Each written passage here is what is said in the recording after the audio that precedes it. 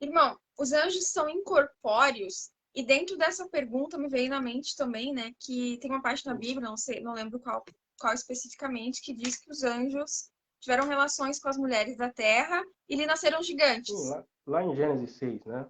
Esse texto é bem conhecido também, muito controverso. Vamos lá. Os an...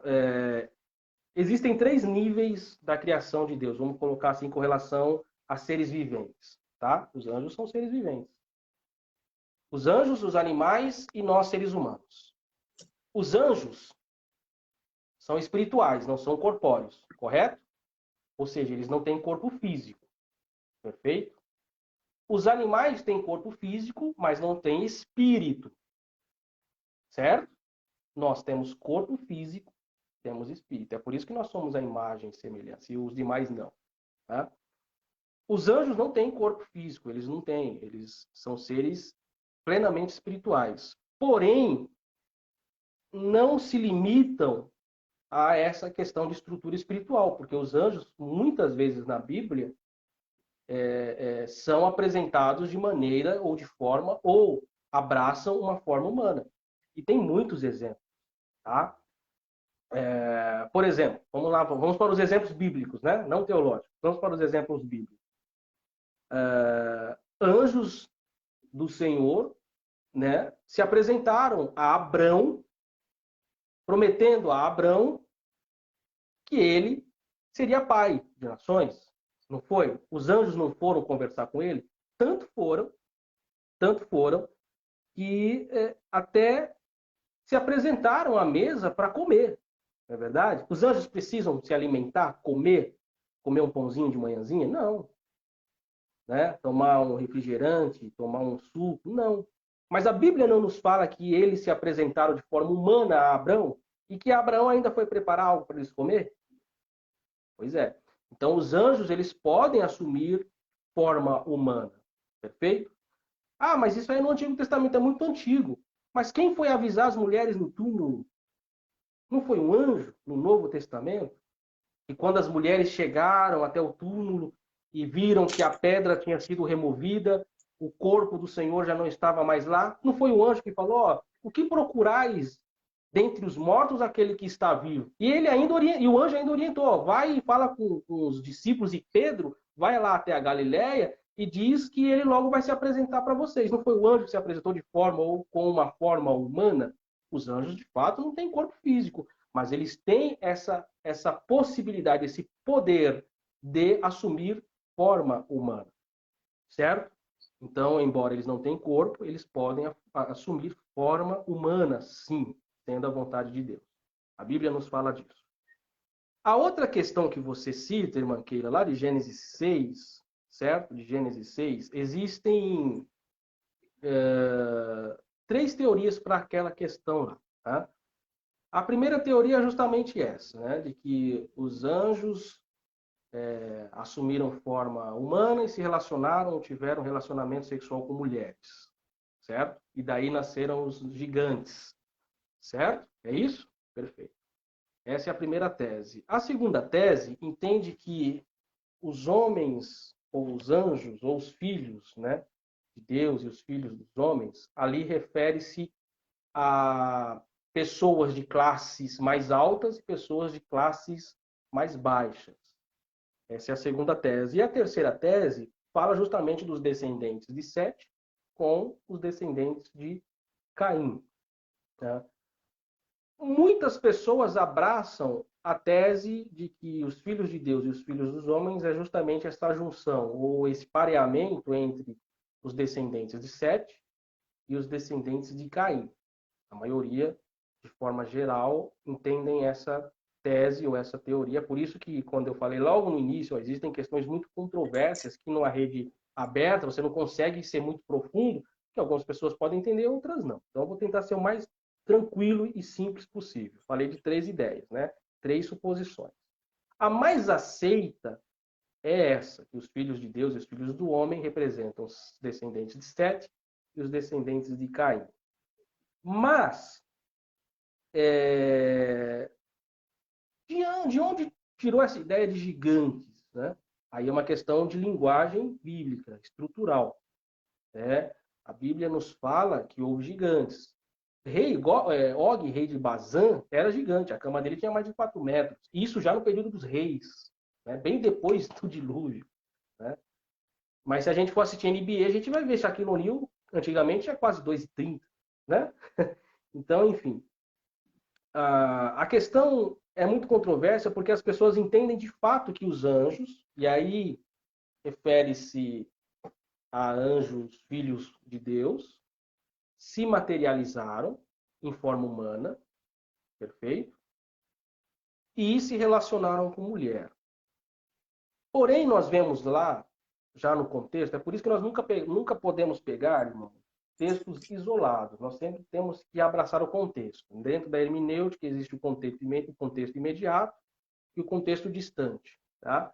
No contexto distante, nós vemos o próprio Cristo falando, quando ele é abordado com uma pergunta muito interessante, né, a respeito de uma mulher que se casou e, para cumprir a lei do levirato, precisava casar com os demais até que viesse descendência. Casou com 7, né? A abençoada casou com 7. Ok. Aí eles perguntaram para o Senhor, lá na glória ela casou com 7 aqui, quem vai ser o marido dela lá? Aí Jesus, muito sábio, falou, olha, lá serão como os anjos, que não se casam e não se dão em casamento. E, evidentemente, nós entendemos, e isso é fato, que os anjos apresentados na Bíblia são seres que não têm sexo, ou seja, são assexuais, perfeito?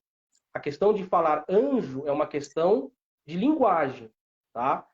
Não há uma abordagem anjo ou anja. Da mesma forma, homem com H maiúsculo refere-se a toda a humanidade. É a mesma coisa os anjos. Né? Não há uma distinção, é assexuado.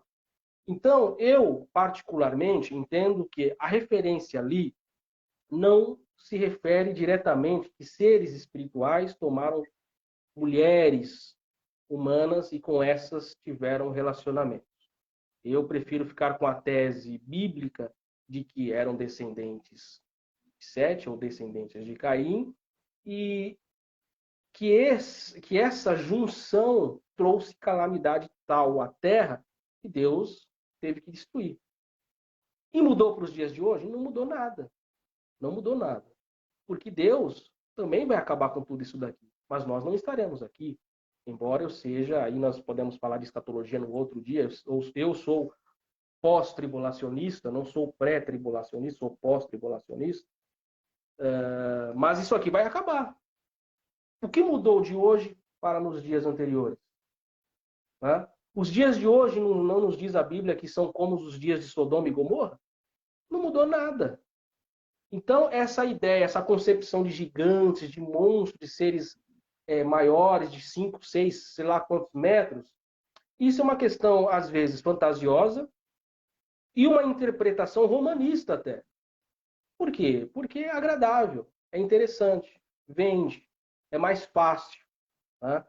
E eu sempre saliento também, irmã Keila, que nós, quando lemos a Bíblia, e outra coisa também falo para as pessoas, aprendam, nem que seja o básico do hebraico, do grego, aprendam o latim, nem que seja o básico. Para quando você fazer uma leitura da Bíblia, você pegar a Torá, pegar um Novo Testamento em grego, ter uma concepção de que, será que o que eu leio em português realmente é o que está registrado no texto original? Até porque eu já falei em outras lives, no meu canal tem, a Bíblia que nós temos, que nós utilizamos, ela não é uma tradução diretamente do original. Os originais, na verdade, nem existem, se perderam há muito tempo. O que nós temos são cópias de diversas cópias, até chegar no que temos aqui hoje. Então é muito complicado afirmar, é por isso que a teologia ela tem que ser uma coisa muito, muito bem estudada. É muito perigoso afirmar e as pessoas. Um dia não tem muito a ver com a questão, irmã Keila. Um dia eu falando da questão da teologia, que a teologia não é uma ciência exata. Aí teve um irmão que falou, não, a teologia é a ciência mais exata de todas. Aí eu fui procurar na grade dos cursos de exatas e não vi teologia. Vi engenharia, vi matemática, vi economia. Porque exato para mim é 1 mais 1 é igual a 2. Isso é exato para mim, dentro de uma esfera matemática. A teologia não é exata. Por que não é exata? Porque ela é inconclusiva em vários pontos. Você vê, sobre a questão dos anjos lá de Gênesis 6, eu falei de 3 possibilidades. Tem pessoas que creem em uma, tem pessoas que creem na 2, tem pessoas que creem na 3. Então, em muitas partes da Bíblia é inconclusivo. Eu não posso chegar simplesmente e falar, é isso e é esse ponto. É a mesma coisa a briga que existe até hoje dos calvinistas e arminianos, né? Não é isso que a Bíblia diz. Aí vem o arminiano, não é isso que a Bíblia diz. É inconclusivo. Então, eu não posso afirmar. Eu tenho que ter humildade, visão acadêmica, falando em questão de quem estuda a Bíblia, de quem estuda a teologia, tem que ter uma mente acadêmica, tem que saber se portar contra ideias que não vai de acordo com as suas. Tem que saber lidar e entender e respeitar. Mas eu tenho que entender que em muitos pontos é inconclusivo. Então, eu fico com a tese de que, como eu falei, que os anjos, ou os filhos de Deus e os filhos dos homens, refere-se a uma questão humanamente falando, mas uma maneira romanista de interpretação que, infelizmente, deu anjos de Deus como anjos de Deus relacionando com mulheres, mas eu prefiro crer de um contexto mais racional, podemos assim dizer, de que são homens descendentes de Sete e mulheres descendentes de Caim. E aí veio o caos, como existe o caos até hoje. Meu irmão mesmo foi assaltado hoje, né? São os filhos do diabo, literalmente, que fazem isso, né? E então esse é o meu posicionamento. E voltando, sim, os anjos não têm corpos, mas podem assumir corpos físicos, sim. Certo. O irmão Hélio Silva, aqui, pastor Hélio, do Cumprindo It, está Sim. perguntando: quem são os anjos que estão encerrados em cadeias, aguardando o julgamento descrito no livro de Judas? Olha, existe uma tese muito importante de que estes seres são seres angelicais mais poderosos do que os que são manifestos. E eles estão encerrados no Tártaro. Tártaro, a palavra grega, Tártaro é buraco, né? Então, eles estão presos e serão soltos no tempo determinado. É igual você lembrar de Tártaro, dente, buraco do dente, né? Tártaro. Né? E depois coloca aquela massinha.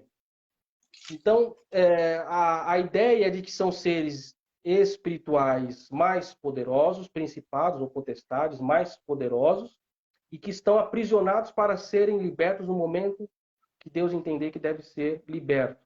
E eu acredito que serão, como a Bíblia também nos afirma, em muitos pontos, nos dias da tribulação, nos dias da grande tribulação. E eles estão encerrados no Tártaro e compreende-se que são esses seres mais poderosos dentro de... Porque na esfera angelical, irmã Keila, existem graduações. Nós nem falamos sobre elas, serafins, querubins, arcanjos, potestades, principados. Né? Existem graduações, né? E dentro dessas questões de graduação ou de patentes, esses seres são tão poderosos quanto aqueles que influenciam a humanidade nos dias de hoje. Certo. Irmão, os anjos, eles podem ser chamados filhos de Deus? Eles têm a paternidade de Deus? Se os anjos... Podem ser chamados filhos de Deus, se eles possuem a paternidade de Deus, assim como os salvos. Eu respondi isso, mas em outras palavras, com relação à imagem e semelhança, né? Os anjos são seres criados. E aquilo que eu crio faz parte de mim. Usar a nomenclatura como esses anjos, ou como anjos, sendo filhos de Deus, é a mesma resposta que eu dei com relação a anjos, são a imagem e semelhança de Deus. Não há base bíblica, a Bíblia não responde isso. Que podem ser chamados filhos de Deus também. São criados, a Bíblia sempre coloca eles na posição de criaturas, seres criados por Deus. Tá? Então, eu não vejo essa junção de serem chamados filhos de Deus. São criados por Deus. Mas a adoção, ela se dá a nós humanos. Nós fomos chamados filhos. A Bíblia inúmeras vezes fala disso. Nós fomos resgatados como filhos. As referências tratadas do ser humano são como filho, como a galinha que junta os seus pintinhos, ou como, por exemplo, a menção, pode a mãe abandonar o filho que amamenta, mas Deus jamais abandonará. E você entende? Então, nós somos tratados como filhos. Os anjos não. Não há nenhuma referência bíblica para tal. Então, se não há uma referência bíblica, mas a teologia no livro tal, isso é o que a Bíblia diz. Eu posso usar um monte de livro aqui e falar, não pode ser. Eu posso pegar um livro que eu tenho ali de quase 1000 páginas sobre anjos, que pode ser que não pode ser chamado. Mas a Bíblia não me apresenta isso categoricamente dentro da tradução que eu tenho. Então, eu não levaria isso em consideração de considerá-los também filhos. São criaturas, são seres criados por Deus. Filhos, como chancelado por Deus, isso é um presente, ou podemos assim dizer, uma forma que Deus nos trata. Deus nos chama de filhos, Deus nos trata como filhos. É totalmente diferente de tratar como uma criação, uma criatura. Ah, eu criei isso e vou chamar isso de meu filho. Deus fez isso conosco, não com os anjos. Certo. Então, eles não sendo filhos, eles também não participam da herança, no caso, assim, na eternidade, novos céus e nova terra. Os anjos têm algum tipo de herança? Os anjos, eles não foram criados para isso. Os anjos eles não foram criados para a redenção. Quem foram chamados para a redenção fomos nós. Inclusive, os anjos, eles vão trabalhar no arrebatamento. Né? Vamos lá em Mateus?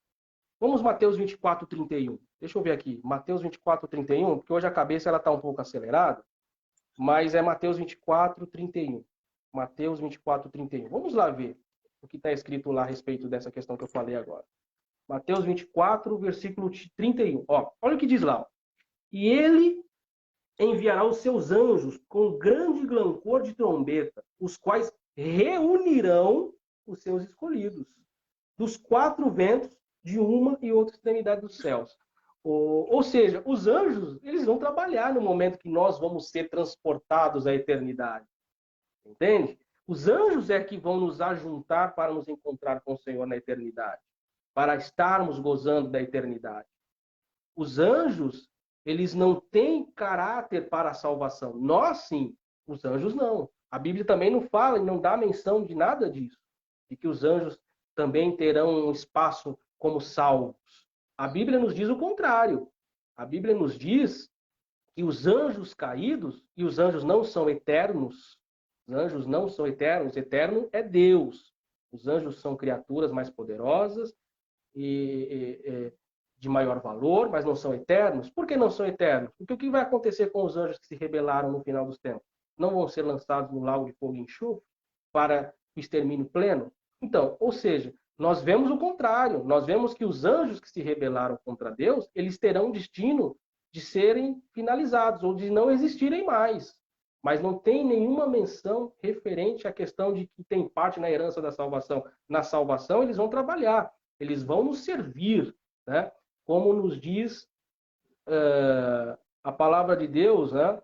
Eu acho no Salmo 148, versículo 2. Vamos lá no Salmo 148, versículo 2. Deixa eu ver se é isso mesmo primeiro aqui. Salmo 148, versículo 2. Deixa eu ver aqui se é isso mesmo. E eu quero dizer. Vamos lá. Salmo 148, versículo 2. Ó, olha aqui o que diz. Eu vou ler do versículo primeiro. Olha só. Aleluia. Louvai ao Senhor dos altos dos céus. Louvai-o nas alturas. Louvai-o todos os seus anjos. Louvai-o todas as suas legiões celestes. Louvai o sol, a lua. Louvai a todas as estrelas luzentes. Louvai o céu dos céus e as águas que estão acima do firmamento. Louvem o nome do Senhor, pois mandou ele e foram criados. Então, ou seja, os anjos, eles são para serviço, para adorar ao Senhor. E estão fazendo nesse momento isso, para louvar ao Senhor. Em Isaías 6,3 também nos fala disso. Lá em Isaías 6,3 nós temos a visão de um serafim com 6 asas, onde 2 asas cobrem os pés, 2 asas cobrem o rosto e 2 eles estão lá voando, dizendo o quê? Santo, santo, santo. Não é verdade? Então, assim, os anjos, eles estão para serviço. Eles não estão para dividir o galardão conosco, né? Quem que é a coroa da criação? Somos nós. Somos nós que somos a coroa. Somos nós que somos chamados filhos. Somos nós que recebemos a herança do Senhor. Foi por nós que o Senhor se entregou a si mesmo para que possamos ser chamados filhos, ou termos a condição de ser chamados filhos de Deus. Então a Bíblia ela não fala nada disso. Dizer que os anjos terão herança na salvação. Claro, eu sou da tese da seguinte questão, irmã Keila. que a Bíblia ela é tão complexa que ela pode me fazer dizer aquilo que eu quero. Se eu falar para você, sim, os anjos têm parte na salvação, eu vou encontrar alguma coisa aqui na Bíblia para dizer para você que sim. A Bíblia ela me dá essa condição. É perigosíssimo. A Bíblia é um livro perigoso também. E se eu quiser falar assim, os anjos vão ser salvos, eu vou encontrar aqui. Na tradução, seja até no grego, no hebraico, eu vou encontrar aqui alguma. É igual direito, né? O bom advogado ele consegue ganhar as grandes causas nas vírgulas. É igual a Bíblia. Eu vou encontrar aqui tal, beleza. Eu vou te dar um exemplo legal. Quem faz muito bem isso foi Satanás. Satanás fez muito bem isso, de falar aquilo que a Bíblia não diz. Lá na tentação, eu falei aqui do texto do Salmo de número 91. Foi, texto do Salmo 91. Na tentação, ele fala com o Senhor, né? Para que ele viesse fazer alguma coisa lá e que Deus daria ordem aos anjos a respeito para que ele não viesse se ferir de nada disso, né? E a Bíblia e a palavra de Deus nos diz que os anjos do Senhor nos protegem. Mas Satanás ele foi muito inteligente ali, porque ele colocou algo a mais no texto. Ele colocou algo a mais no texto que está bem escondido. Ele falou: se você fizer isso, não está escrito que vai acontecer isso?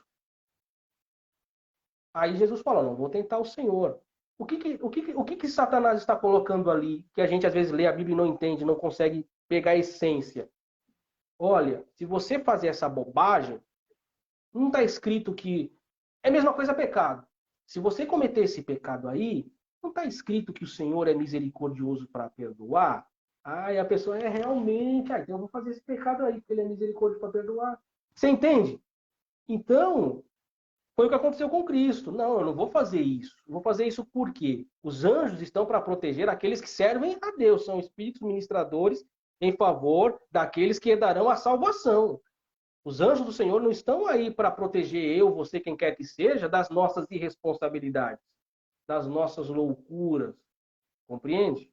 Então, é muito arriscado essa questão e que fique bem claro para as pessoas que os anjos do Senhor, eles não herdarão ou não têm nenhum tipo de galardão.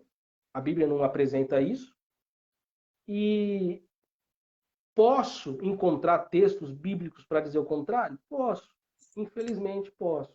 Mas na Bíblia que eu li, eu pelo menos não encontrei ainda. Se alguém encontrou, eu gostaria de saber.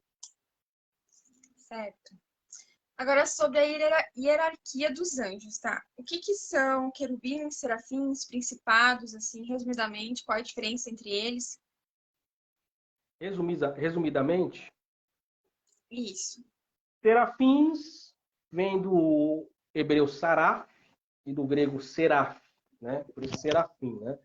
Serafim é como um anjo de fogo, ou seja, abrasar, queimar, consumir, né? É o anjo de fogo, serafins. Existem muitas teorias dentro da esfera teológica, histórica, e trazem muitas ideias a respeito. A Bíblia ela não fala muito sobre, né? As tradições humanas que elas falam mais. Então eu prefiro me limitar à questão do significado, né? Poderia falar,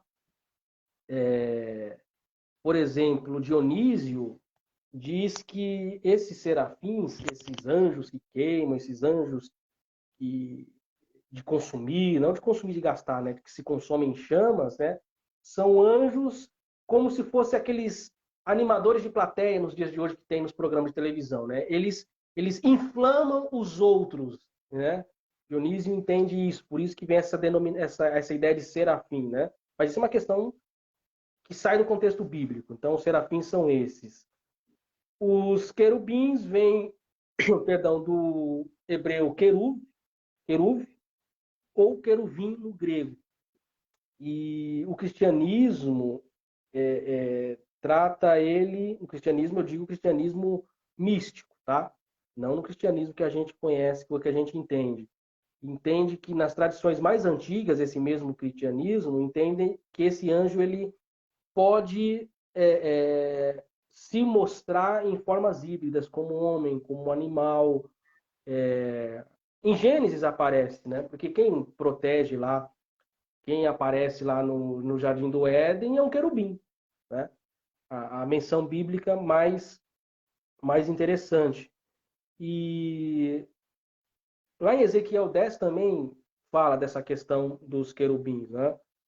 E alguns teólogos entendem que nessa hierarquia angelical, o querubim ele é o suprassumo, podemos assim dizer, né? Dentro dessa hierarquia, alguns teólogos entendem que o querubim, dentro desse escopo angelical, ele ocupa o topo, né, dessa hierarquia, né? E alguns teólogos até não aceitam a ideia de que os serafins sejam anjos, para você ver, né? E o querubim existe, pelo menos para algumas pessoas, ou teólogos, podemos assim dizer, que ocupam o topo, né?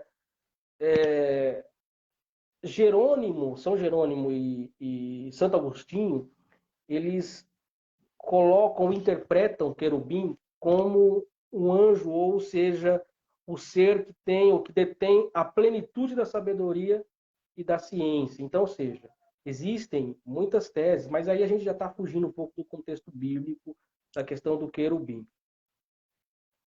Existem os arcanjos, né? Também, que vem do grego arcangelos, né? Ou anjo principal, ou chefe, né? E aí nós temos a questão dos principados e potestades, né? Que são hierarquias também. Então, enquanto serafins, querubins e arcanjos, eles pertencem a uma hierarquia angelical do bem, podemos assim dizer, os principados e potestades, eles ocupam patentes dentro de uma esfera angelical maligna, mas são graduados. Da mesma forma que eu falei anteriormente, né? De que no Tártaro existem seres angelicais ou espirituais mais poderosos do que aqueles que influenciam a humanidade nos dias de hoje e que podem ser os principados e potestades também. Certo. Eu quero deixar uma boa noite pro meu pastor Odair, que está assistindo da Igreja Batista aqui de Vale do Caí, tá? Muito bom Muito bom. saber, né, que o pastor está assistindo, viu?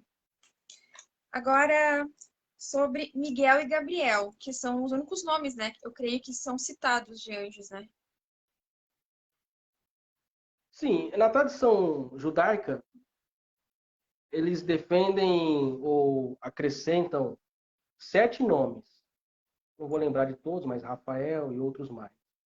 Mas a Bíblia, de fato, ela só menciona esses, né? Miguel, como aquele que guerreia, podemos assim dizer, e Gabriel como aquele que transfere uma mensagem ou transporta uma mensagem. A Bíblia ela não fala muito acerca deles, das suas características ou de suas maiores ambições dentro do cenário bíblico, né? Podem esses anjos terem aparecido em outras partes da Bíblia, além dessas que citei, como, por exemplo, Miguel combatendo com Satanás em frente ao corpo de Moisés, por exemplo, ou Gabriel dando uma mensagem para Maria, podem ter outras situações que esses mesmos anjos participam? Pode, né? A Bíblia não diz, mas o anjo que matou os 185 mil do exército de Senaqueribe pode ter sido Miguel. A Bíblia não diz. Foi um anjo, mas a Bíblia não diz qual. Tá?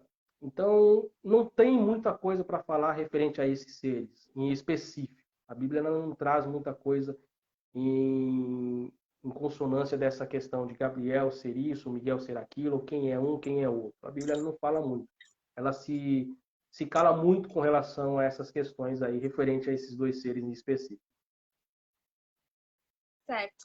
Sobre os anjos levarem a lei de Deus, o que significa? Significa o ato de guardar. Significa o ato de, podemos assim dizer, de proteção, né? Muitas pessoas entendem que, podemos dizer assim, como simbolismo, tá? Isso não é uma questão plena, mas vamos lá. Na questão da Arca da Aliança, nós temos o que sobre a Arca da Aliança? Nós temos dois símbolos ali na Arca da Aliança, né? Quais são esses símbolos? Os anjos. né? Então, as pessoas, elas simbolizam essas coisas como aquele que protege, como aquele que, podemos assim dizer, tem para si como algo sublime, que não pode ser partilhado. As pessoas, elas colocam muitas questões, muitas ideias, e às vezes as pessoas, elas acabam criando teorias, criando teses, criando essas questões mística, por exemplo. Existe um nome místico para essa questão de anjo, né? Por exemplo, na esfera islâmica, existe Azrael, que é, na visão islâmica, o anjo da justiça, né? Ou o anjo da lei. Então, o carregar a lei, eu entendo ou verifico, porque eu não gosto muito de fantasiar, eu não tenho essa ideia, mas no sentido de proteção, de guarda, né? No sentido de estar sendo responsável por algo que não deve ser partilhado, ou que ser partilhado deve ser seguindo os procedimentos ou os decretos de Deus. Então, do mesmo modo, cai com relação à milícia, a milícia de anjos, enfim. Então, são nomenclaturas, em muitos casos, místicas, podemos assim dizer. Não vejo, assim, nada de demais nessa questão do anjo que carrega a lei, ou o anjo carregar a lei. É apenas um ato de proteção ou de guarda. O anjo do Senhor guarda Israel, como nós conhecemos, tanto no contexto bíblico como no contexto histórico, né? Então, referente a essa questão, eu prefiro me limitar a esse pensamento, e não falar de questões mais místicas, entrar em questões mais teológicas, até para não confundir algumas pessoas ou alguns irmãos. Então, eu prefiro ficar com essa tese bem simples e bem resumida com relação ao anjo carregar a lei. O que é a teofania?